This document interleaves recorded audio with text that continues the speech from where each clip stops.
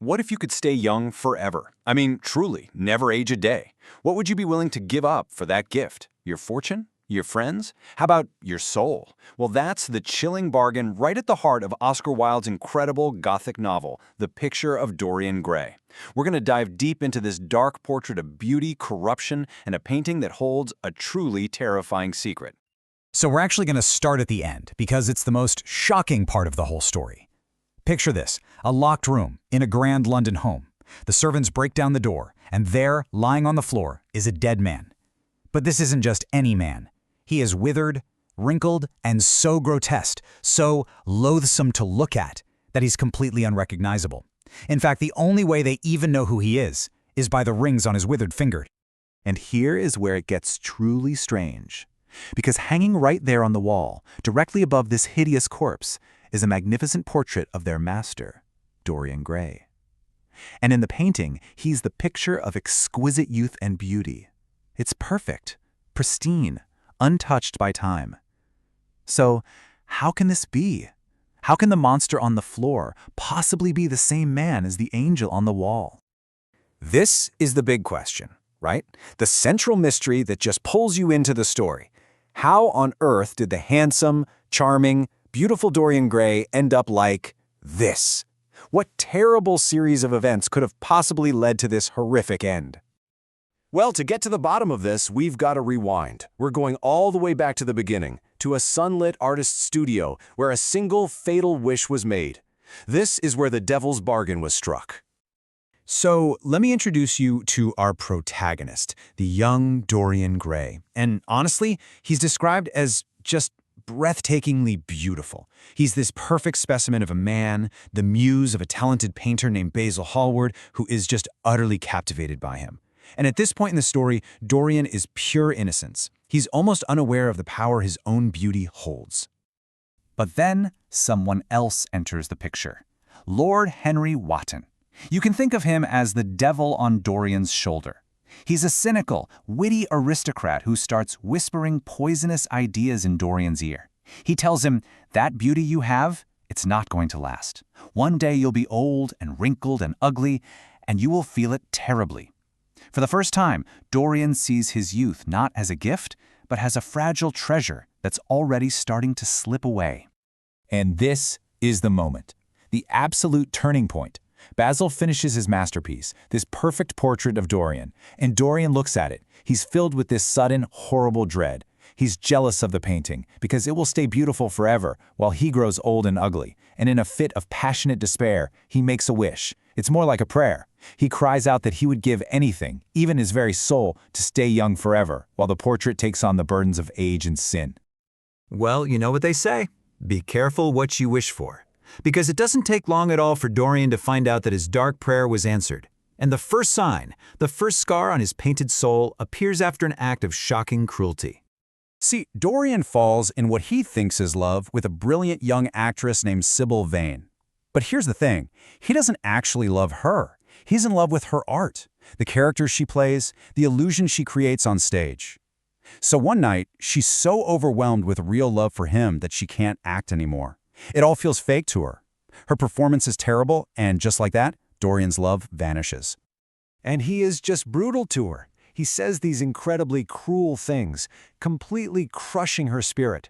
Tragically, his words are more than she can bear, and in her heartbreak, she takes her own life. This is it. This is Dorian's first great sin, the first real stain on his soul. When Dorian gets home, he glances at the portrait, and he sees it. It's subtle, but it's unmistakably there. A new line of cruelty has appeared around the mouth of the painted face. And in that instant, with a feeling of both horror and fascination, he knows. The wish came true. The painting has become the mirror of his soul. Now, you'd think this would be a massive wake-up call, a chance to repent, right?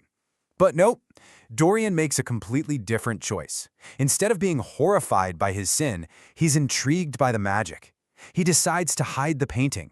He moves it up to a locked room, covering it with a cloth. He is literally locking his conscience away in the attic so he can go on living a life without any visible consequences. And so begins Dorian's double life.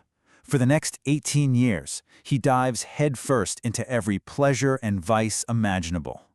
And to the outside world, he remains a miracle, a man who simply does not age. But upstairs, in that locked room, the truth festers.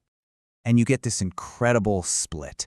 On one side, you have Dorian's physical face, which stays forever young, charming, and innocent-looking. But on the other side, you have his soul, the portrait. And with every sin, every cruel act, it becomes more and more monstrous, aging, wrinkling, its features twisting with evil, and eventually even getting stained with blood. And his sins they're extensive. We hear rumors of him brawling in shadowy dens, hanging out with criminals, and worst of all, using his influence to lead his friends down paths to total ruin and public disgrace. He indulges these dark appetites that just grow more ravenous the more he feeds them, and the whole time, his beautiful face is the perfect alibi. I mean, who could possibly believe that such an angelic-looking man was capable of such evil? This downward spiral reaches its absolute lowest point. Basil Hallward, the very artist who painted the portrait, confronts Dorian about the horrible rumors surrounding him. In a fit of rage, Dorian shows Basil the monstrous thing the portrait has become. Basil is horrified and begs him to repent, but instead, Dorian snaps. He grabs a knife and murders the man who was once his greatest friend. And this brings us full circle, right back to that final fateful night. Dorian is haunted by the murder, paranoid, and he decides he simply cannot live with that hideous thing in the attic any longer. It's time for a final reckoning. But here's the twisted part. It's not true remorse that he feels. He isn't troubled by the murder or the lives he's ruined. No. What troubles him is the ugliness of the painting. It's an offense to his aesthetic sensibilities. The painting is a constant, hideous reminder of his soul's decay, and he just can't stand to look at it anymore. He completely absolves himself of all responsibility. He starts rationalizing everything, convincing himself it wasn't his fault. It was the portrait that had done everything. The murder? Oh, that was simply the madness of a moment. He truly believes that if he can just destroy this awful evidence, he can destroy his past and finally be free. So in one final desperate act of self-delusion, he decides he's going to kill the painting to kill his past. He grabs the weapon, and it is the exact same knife he used to murder Basil, and he plunges it right into the monstrous figure on the canvas, aiming to destroy the image of his own soul. And at that moment, an inhuman scream tears through the house. The book says the cry was so horrible in its agony that it woke the frightened servants from their sleep. This was not the sound of a normal man. It was the sound of a soul in its final torment. And here is the final terrible irony. By stabbing the portrait, he wasn't destroying his soul. He was severing the link between his soul and his body. He was attacking his own life. The magic that had protected him for so long finally snapped, and the laws of nature came rushing back in an instant. The pact was broken. In that single moment, the roles reversed completely. The portrait on the wall was restored to its original pristine beauty, and Dorian Gray's body, it instantly took on the full weight of his 60 years and the accumulated horror of every sin he had ever committed. And so, Wilde's novel leaves us with this haunting question. If art is a mirror of the soul, what happens when we can't stand our own reflection and we try to smash it? Dorian Gray learned the hardest lesson of all. You can't escape who you are. You can try to hide your soul, but you can never, ever destroy it without destroying yourself.